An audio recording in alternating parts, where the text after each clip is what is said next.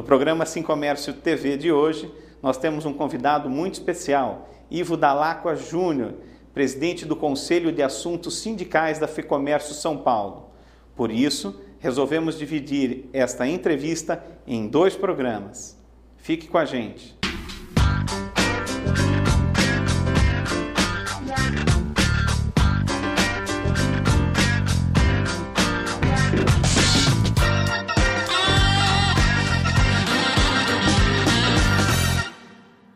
Olá! No Sim Comércio TV de hoje nós vamos conversar com Ivo Dall'Acqua Júnior, presidente do Conselho de Assuntos Sindicais da FEComércio São Paulo. Ivo, um grande prazer estar recebendo você aqui, não só no Sim Comércio TV, mas em Jundiaí, né? Você é uma pessoa de muitos compromissos, nós sabemos disso, já agradeço a sua participação. E apresentar para você o Sim Comércio TV, que é um programa que foi criado para trazer aos nossos contribuintes, aos nossos associados e ao comércio e aos empresários em geral, informações sobre todas as novidades de comércio, dos benefícios, convenções, assuntos tributários, tudo que a gente possa favorecer o nosso empresariado. Muito obrigado pela sua presença. Eu agradeço o convite, para mim é uma honra. Jundiaí é uma cidade muito querida para mim, tem uma relação carinhosa. Comecei a gostar de Jundiaí quando passava por aqui, indo para São Paulo, via a cidade iluminada. O que é isso? É a festa da uva. Então sempre associei Jundiaí a uva, a Baco, a coisa boa, a prazer. Muito bem, muito obrigado. Nós vamos tentar nesses minutos que nós temos, explorar o seu conhecimento ao máximo. Eu gostaria então para que as pessoas, os nossos telespectadores conhecessem e para que saibam com quem vão estar aqui recebendo conhecimento e talvez através da internet pode enviar as suas perguntas para o programa. Por favor, fala um pouquinho da sua trajetória profissional e até dentro da própria federação. Bem, eu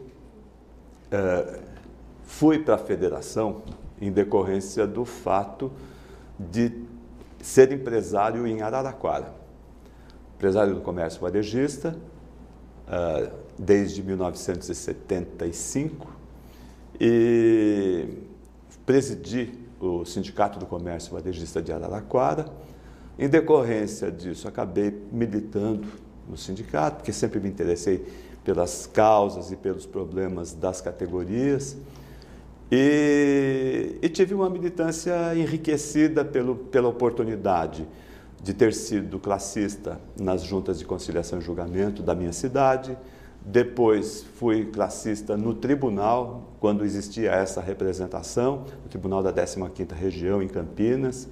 Inclusive, trabalhei com grandes jundiaienses, como o Dr. Antônio Miguel Pereira, desembargador aposentado. Aprendi muito.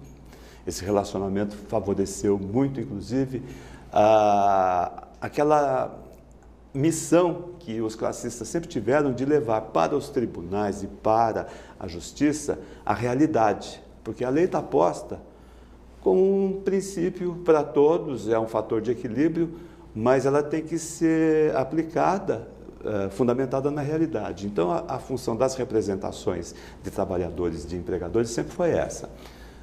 Houve uma reviravolta, essas representações foram extintas no final dos anos 90, mas o conhecimento, ele vai com a gente. E isso tem sido útil agora. Deixei a presidência do Sindicato de Araraquara e a federação acabou me absorvendo mais e mais, e hoje eu estou cuidando de relações sindicais lá.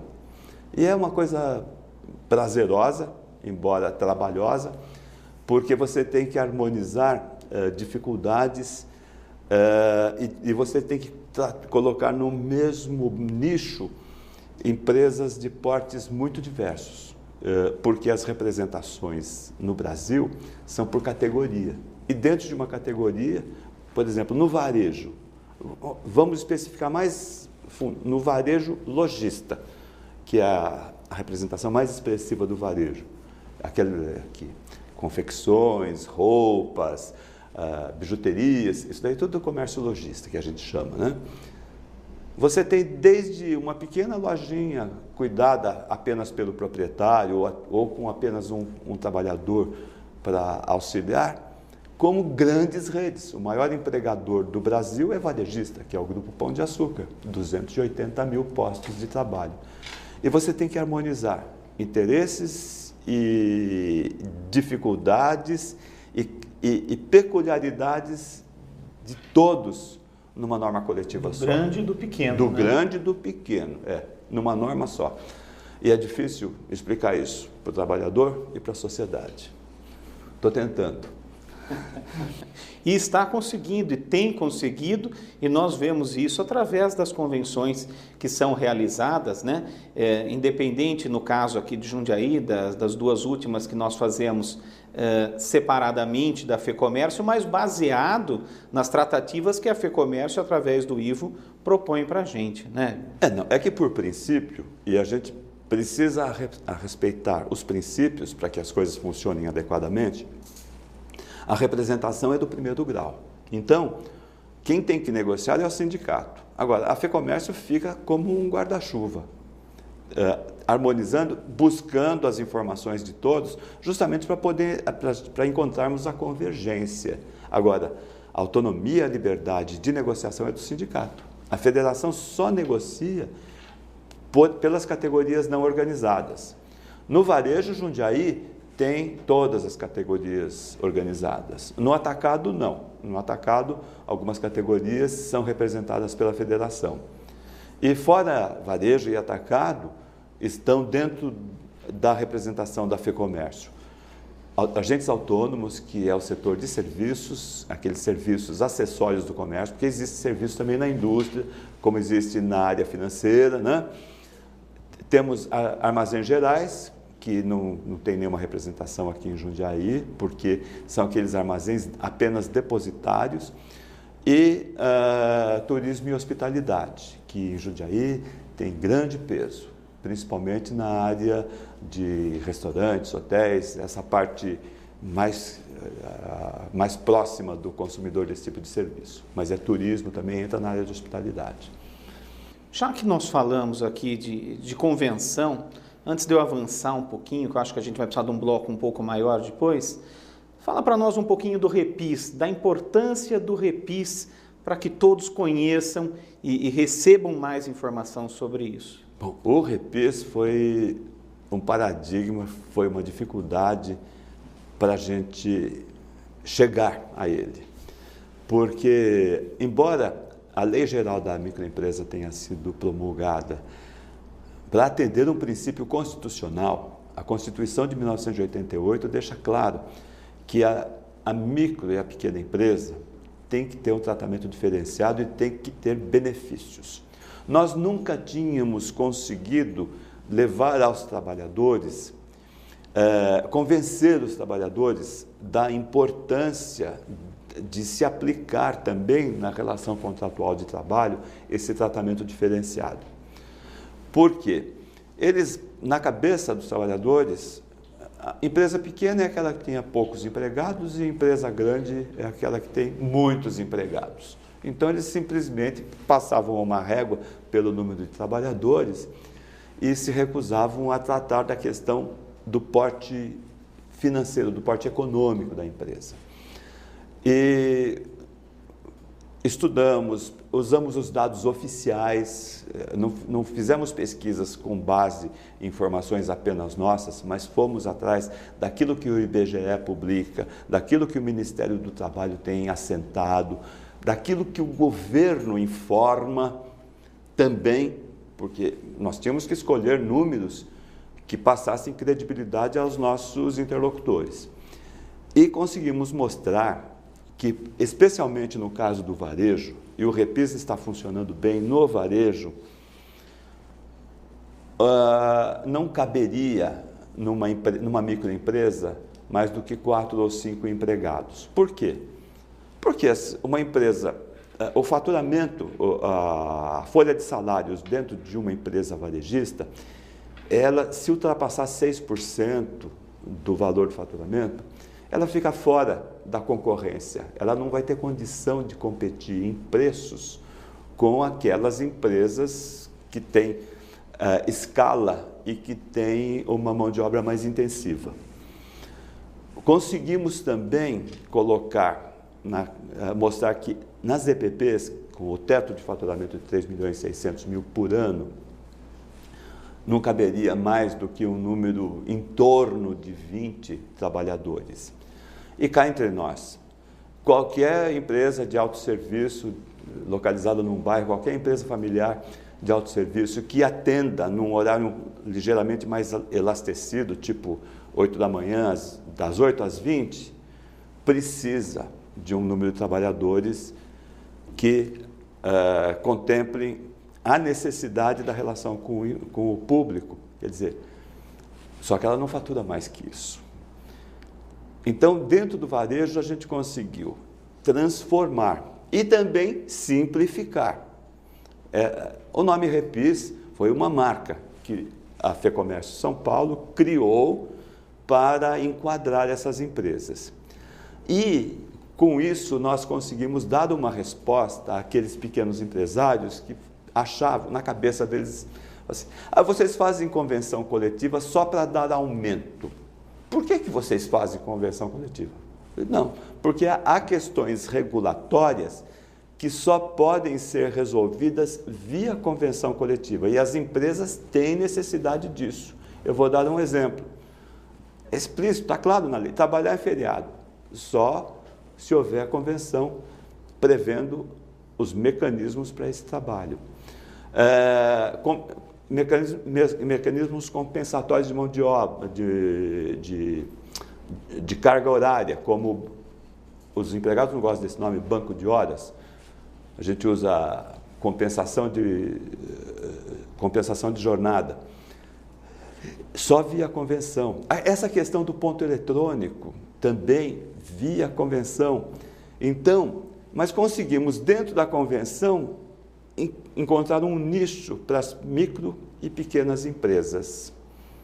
E, com isso, dar uma resposta a esse tipo de demanda. Porque, na verdade, e eu não culpo o empresário por isso, porque o empresário brasileiro é um batalhador. Ele se arrisca, ele vai, ele sonha, mas ele não tem todas as informações. Ele não tem estrutura jurídica de formação. É resultado, inclusive, da própria deficiência do nosso sistema educacional. Nas escolas, a gente tem uma grade europeia que ensina cultura, ensina história, tudo, mas não ensina empreendedorismo, não ensina as pessoas a cuidarem de um orçamento. Então, e ele, mesmo assim, o pouquinho que ele tem, junta com aquilo que ele sonha e ele empreende. E a gente precisa cuidar disso. E o Repis é para isso. Muito bem. Nós vamos para um breve comercial, um rápido intervalo e voltamos em seguida. Fique com a gente.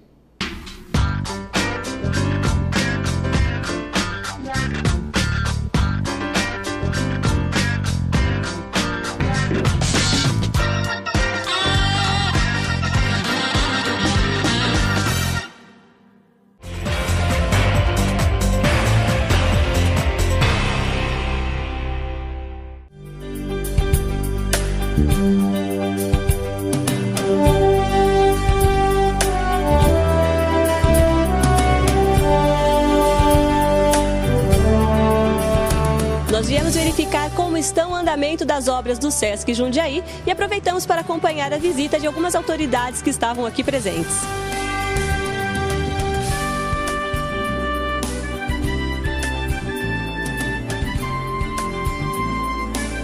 Sérgio Batistelli, responsável pela área de planejamento do Sesc. O Sesc a gente já acabou de acompanhar, fizemos uma visita pela obra. Tem mais ou menos data de previsão de entrega?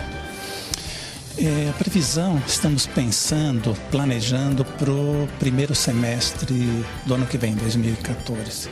Todos os trabalhos estão com um andamento dentro da previsão. Estamos finalizando, trabalhando com os acabamentos agora internos e iniciando o processo que eu chamo de recheio, que é a ambientação. E o O que o SESC vai trazer aqui para Jundiaí? O que a população vai poder se beneficiar com o quê? O SESC é uma entidade financiada pelo empresariado do comércio que trabalha basicamente com a qualidade de vida do cidadão. Então, que atividades que a gente propõe para isso? Na parte física, ginástica, dança, futebol, etc. Então, tem toda uma área disponível, equipada com ginásios, com salas, para você poder desenvolver uma atividade física que te dê um equilíbrio. Nós temos todas as atividades artísticas, como teatro, exposições, etc. Então, as pessoas têm que se associar ao SESC? Como que funciona? O SESC precisa ser um espaço que convide as pessoas a entrar. Então, se convida as pessoas a entrar, não pode, olha, você é meu convidado, você não é meu convidado. Então, todos os espaços estão abertos, né, para a população de uma forma geral. E algumas atividades a gente, como odontologia, a gente restringe em função de uma demanda muito grande para o trabalhador do comércio e serviço. Mas está aberto para a população em geral, para a comunidade.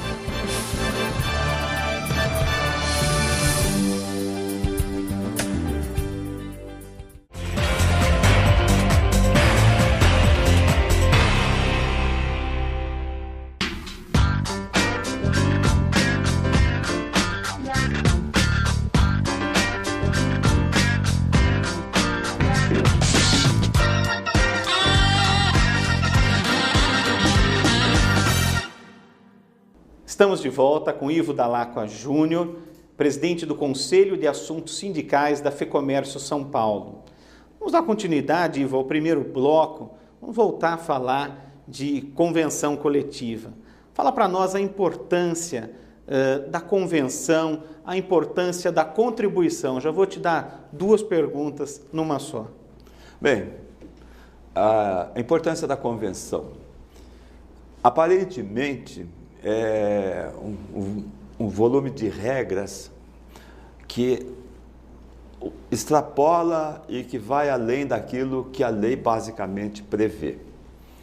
Mas o olhar que a gente tem que lançar à convenção não é esse, porque a convenção eu chamaria de um marco regulatório na relação de uma categoria, porque as categorias são diferentes, elas têm problemas pontuais. Você não pode tratar uma empresa de processamento de dados da mesma forma que uma empresa varejista com característica familiar, quer dizer, a necessidade técnica é diversa e tudo mais. E a convenção pontua, ela vai naquilo que diz respeito mais diretamente à forma de gestão daquela categoria. E outra coisa, nós temos no Brasil uma estrutura, quer dizer, as pequenas e médias empresas, elas dependem muito basicamente de seus escritórios de contabilidade, porque é um luxo, pelo amor de Deus, hein? A minha formação é advogado, mas nem toda empresa pode ter um advogado lá dentro. Não cabe no bolso do empresário, não cabe no caixa. Nem toda empresa tem condição de ter um contabilista exclusivo para ela. Então, os nossos parceiros são os escritórios de contabilidade. Então, a partir do momento que você firma uma convenção, é um alívio. Em vez de um calhamaço deste tamanho de normas e regulamentos, a relação vai ser pautada por aquela convenção que tem 60, 70, 80, conforme a situação, conforme a característica e conforme a necessidade. Não que as outras normas não tenham que ser cumpridas, mas ela resume tudo aquilo. Porque há certas coisas que não precisam ser escritas, né? Como, por exemplo, nós não estamos mais na Idade Média. Registrar o empregado, deixá-lo vinculado à Seguridade Social, tudo isso daí não precisa botar na convenção, porque é o beabá. E outra coisa, é um sossego para o empregador, porque a partir do momento que o trabalhador está vinculado à Seguridade Social, quer dizer, os problemas decorrentes dessa relação serão resolvidos lá também. Então, a convenção é isso, para simplificar. Então, é uma ferramenta que ajuda na gestão de relações de pessoas, de relações do trabalho, e facilita. Porque o brasileiro não aguenta. O Brasil tem zilhões de leis. Nem a Biblioteca de Alexandria conseguiria guardar toda a relação de todas as leis vigentes nesse país. É um facilitador. Aí você falou de contribuição. Por quê? Por que da importância da contribuição, que muitos se perguntam, para que eu vou pagar ao sindicato? Por que eu estou recolhendo a assistencial, a confederativa ou a sindical? Se você quiser ir a Campinas no seu carro, você não precisa pôr combustível. Ele não vai com o vento. Pelo menos nós não temos tecnologia. E nem tem tanto vento daqui até lá, né? A verdade é que o combustível para a gestão do sindicato é a contribuição, que cá entre nós, eu não gosto nem de falar do valor, porque é ridícula. O sindicato entrega uma joia a preço de bijuteria. A contribuição anual compulsória, e ela é dividida ainda, para as pequenas empresas, vai em torno de R$160 por ano. Por ano. Só 60% ficam com o sindicato. 20% vai para o Ministério do Trabalho. E aí eu questiono, porque uma parte desse recurso é distribuído para centrais sindicais que nem fazem parte do plano confederativo. Não está na Constituição. Bem lembrado. Elas estão num apenso lá, numa lei que esse governo que começou em 2003, que acha que o Brasil começou nesse dia, é que inventou. Patronato não tem nada, não tem benesses e precisa, a pequena empresa, a média empresa tem que ser protegida. E a contribuição assistencial, ela é implementada na época das negociações. Por quê? O sindicato precisa contratar o melhor corpo jurídico. Ele vai responder por todas as 6.000 empresas daqui da base de Jundiaí. Então, a gente precisa ter um bom corpo jurídico, nós temos que ter um bom corpo técnico, nós temos que ter um bom núcleo econômico que a gente mantém com essas pequenas contribuições. Na verdade, eu diria que elas são quase simbólicas. É aquele pouquinho que cada um contribui, que somado forma um bolo que dá para você oferecer um retorno de qualidade. Então, eu fico incomodado um pouco de falar de contribuição, porque, na verdade, esse trabalho que os sindicatos patronais fazem, mesmo porque dirigente de entidade patronal não tem remuneração. É um munus público honorífico. Você faz isso é quase uma benemerência, embora não caiba benemerência em relações civis. Mas o tratamento é desigual nesse aspecto. Por isso que eu fico, às vezes, chateado quando um empregador chega e pergunta: o que vocês estão fazendo por mim? Para e pensa, vocês vão ver que nós fazemos muito por pouco. A gente acaba transferindo numa negociação, por conta, inclusive, do magro volume de benefícios que o comércio oferece, o comércio em geral oferece a seus trabalhadores, a gente acaba forçando um pouco no índice. E é uma situação que incomoda, porque isso não estimula a geração de produtividade. Nós estamos com produtividade negativa desde 2003. Aliás, eu não gosto nem de falar em produtividade no comércio. Por quê? Eu falo com base em dados oficiais. Se você pega o montante do faturamento e quanto esse faturamento cresceu, aí você pega a massa salarial e vê quanto ela cresceu, porque não cresceu só a massa salarial porque nós concedemos reajustes acima da inflação todos esses anos. Cresceu também porque nós aumentamos o número de postos de trabalho. Aliás, quem está sendo o grande empregador neste país, quem está recepcionando, quem está criando os postos de trabalho que estão sendo fechados pelos outros setores. Nas regiões mais agrícolas, a agricultura diminuiu o número de postos de trabalho por conta da mecanização, E é um processo lento de você, e você não, é um tipo de trabalhador que você não teve condição de readequar, então você tem que fazer gradativamente ele ir vencendo o tempo para ir para a aposentadoria, para que os novos venham já conhecendo as novas tecnologias, inclusive informática, porque as novas máquinas são operadas via computador. Bem, por outro lado, a indústria, por conta da robótica e por conta, inclusive, dos componentes já virem pré-montados, tanto é que a indústria automobilística mudou o nome, passou a se chamar montadora. Ela tem uma série de empresas que já fornecem as partezinhas do carro pré-pronta. Daqui a pouco nós também vamos para a linha de montagem. A gente vai trocar o coração, vai trocar o sistema digestivo, vai chegar lá, né? Bem, quem está criando pós-trabalho? Comércio e serviços. É justamente o setor terciário. Isso também é interessante porque mostra desenvolvimento, evolução. São trabalhos mais agradáveis, trabalhos onde a pessoa tem condição de ser mais criativa e se desenvolver também. É diferente de uma função mecânica, que você é só repetitiva. Bem, nós temos concedido índices maiores e, ao mesmo tempo, temos aumentado o número de pós-trabalho. Então, nós temos que pensar em produtividade. Agora, qual é a ferramenta para a produtividade? Você estimular o trabalhador de outra forma.